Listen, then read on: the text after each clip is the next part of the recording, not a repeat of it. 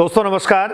NTA ने 2021 के NEET का रिजल्ट डिक्लेयर कर दिया है। कल देर रात एनटीए की वेबसाइट पर ये अपडेट हुआ और इस बार कुछ अलग तरीके से एनटीए ने ये नीट का रिजल्ट जारी किया। सबसे पहले स्टूडेंट्स की मेल आईडी पर शाम से ही परिणाम और नतीजे आना शुरू हो गए थे और उसके बाद लेट तक एनटीए ने अपनी वेबसाइट पर इसको अपडेट किया।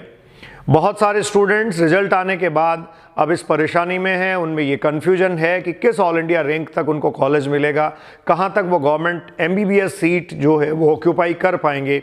तो आपकी एक उलझन का छोटा सा समाधान मैं लेके आया हूँ। एक छोटे से वीडियो के साथ मैं आपसे मुखातिब हो रहा हूं और आपको ये बताऊंगा पिछले साल के आंकड़ों के हिसाब से कि कहां तक इस बार भी आपको ऑल इंडिया कोटे से मेडिकल सीट मिलने की संभावना है, कहां तक आप ऑल इंडिया कोटे की काउंसलिंग के थ्रू इस बार एमबीबीएस की गवर्नमेंट सीट आप ऑक्यूपाई कर सकते हैं।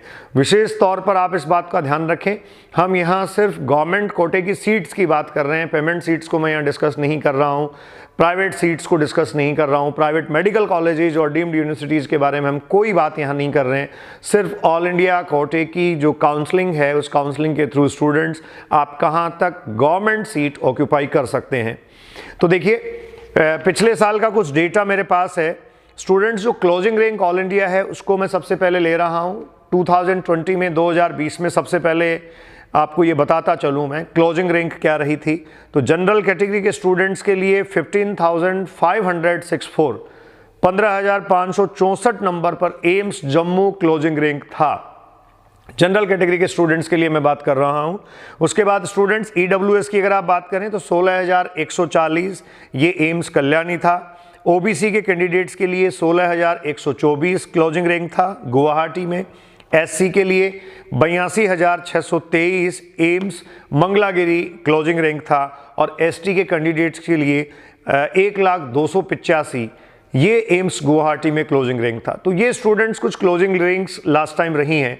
तो अब अगर देखा जाए तो क्या सिनेरियो बनता है, क्या स्टेटस रह सकता है पिछले साल की जो क्लोजिंग रैंक्स हैं उन क्लोजिंग रैंक्स के आगे अगर हम बात करें कहां तक गवर्नमेंट सीट जो है वो आप ऑक्यूपाई कर सकते हैं, कहां तक आपको मिल सकती है।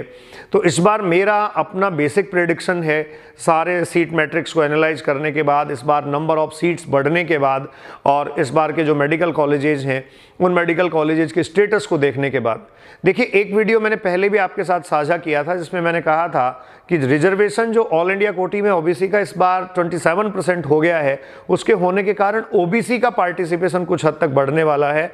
और उसी को बेसिस बनाते हुए मैंने पूरा आपसे डिस्कस किया था कि ऑल इंडिया कोटे की सबसे पहले जो 8,000 सीट्स हैं उन 8,000 सीटों पर, लगभग 8,000 जो सीटें हैं उन पर ओबीसी का पार्टिसिपेशन बढ़ने वाला है। तो उसी के अकॉर्डिंग मैं प्रेडिक्ट करके चल रहा हूं कि कैसे कैसे जो है वो किस किस रैंक तक सीट मिलने की संभावना है, एमबीबीएस की सीट आप कहां तक ऑक्यूपाई कर सकते हैं। स्टूडेंट, सबसे पहले मैं आपको ये बता दूं इसके बारे में, किसी भी कैंडिडेट को गवर्नमेंट मेडिकल कॉलेज में सीट कैसे मिलता है। तो आप ये कहेंगे सबसे पहले आपका नीट का जो स्कोर है, एनटीए का जो स्कोर कार्ड है, कितने मार्क्स आपने ऑब्टेन किए हैं, ये सबसे पहला बेसिस होता है। उसके बाद स्टूडेंट्स आपका जो चॉइस फिलिंग है वो क्या है, उसके बाद आपकी पर्टिकुलर कैटेगरी का रिजर्वेशन स्टेटस क्या है, इसके बाद आप जो है वो जिस कॉलेज में अप्लाई कर रहे हैं वहाँ सीट्स की अवेलेबिलिटी क्या है, इन सब के बेसिस पर कैंडिडेट्स को सीट अलॉट की जाती है। तो इस बार का प्रेडिक्शन अगर हम देखें, जैसा मैं भी आपको कह रहा था, लास्ट ईयर 15,564 15,564 पर जनरल क्लोज हुआ।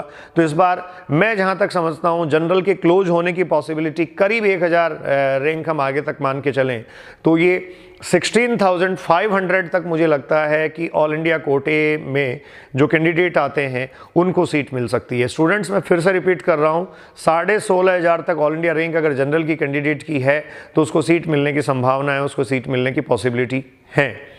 इससे कुछ आगे भी ये हो सकता है, लेकिन यहाँ तक मैं समझता हूँ कि स्टूडेंट्स सेफ हैं।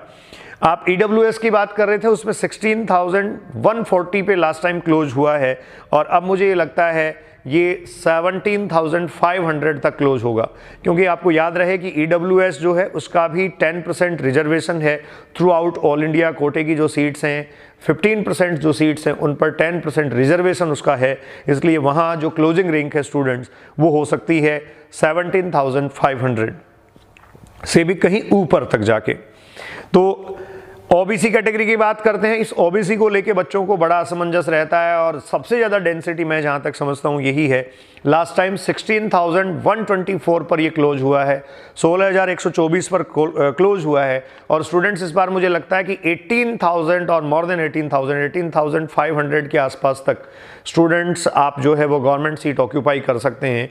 इन सबसे विशेष बात यह है कि आपको काउंसलिंग बहुत सावधानी से करनी पड़ेगी। काउंसलिंग में आपको अपना प्रेजेंस ऑफ माइंड पूरा पुट करना पड़ेगा। हम भी कोशिश करेंगे डेटा एनालिसिस करके कि काउंसलिंग में आपको हेल्प कर सकें, आपको सपोर्ट कर सकें, लेकिन आपको खुद को बहुत ज़्यादा इसमें ध्यान रखना पड़ेगा। इसके बाद एससी की बात करें तो लास्ट ईयर 82,624 पे ये क्लोज हुआ है स्टूडेंट्स। 82,623 पर एससी क्लोज हुआ है। और इस बार मुझे लगता है एससी जो है वो करीब 4 से 5 हज़ार, मतलब 88,000 ऑल इंडिया रैंक अगर आपकी है तो आप सेफ जोन में समझे जा सकते हैं। और एसटी की अगर हम बात करें तो लास्ट टाइम आपने कहा 1,02,85 पर ये क्लोज हुआ है। मेरा मानना है इस बार ये 1,10,000 तक करीब आप सेफ हैं। तो ये स्टूडेंट्स कुछ रैंक प्रिडिक्शन हमारे थे कि ऑल इंडिया रैंक में यहाँ तक आपको सीट मिल पाएगी, कहाँ तक आप सीट ऑक्यूपाई कर पाएंगे। ये प्रिडिक्शन एनालिटिकल है, डेटा बेसिस जो है उसको सारे को स्टडी करके किया गया है।